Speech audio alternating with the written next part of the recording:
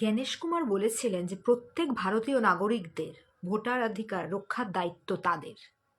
তারা স্বচ্ছ ভোটার তালিকা প্রকাশ করবে এসআইআর এর পরে। কিন্তু এখন বুথে বুথে দেখা গেল যে জীবিত ভোটারদের মৃত ঘোষণা করা হলো।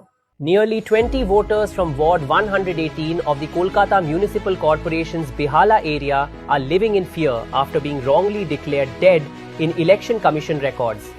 তাহলে এর দায়িত্ব, এর দায়ভার কেন তিনি নেবেন না? আর এই এসআইআর এর জন্য যে পরিমাণ বিএলওদের মৃত্যু হলো, এই দায়ভারও কে নেবে?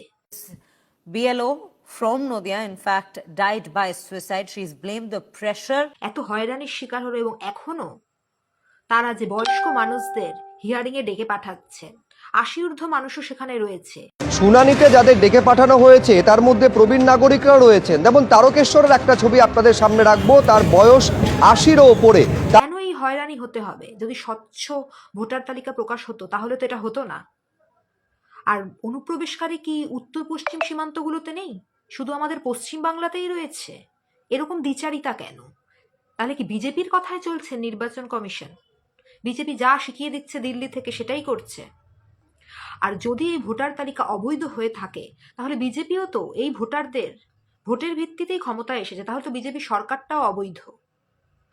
বিহারে জীবিকা দিদিদের নিয়োগ করা হয়েছিল 10,000 টাকার বিনিময়ে, প্রায় 1.8 লক্ষ। তাহলে পশ্চিমবঙ্গে সেটা হলো না কেন? এই উত্তর কে দেবে? এটা তো পুরো বোঝাই যাচ্ছে যে নির্বাচন কমিশন এখন বিজেপির কথায় চলছে।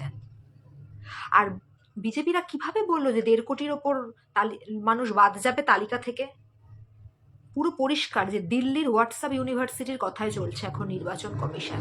এই উত্তরগুলো তো জ্ঞানেশবাবু দেবেন না। তিনি তো এখন ভ্যানিশ হয়ে যাচ্ছেন কেন এইভাবে?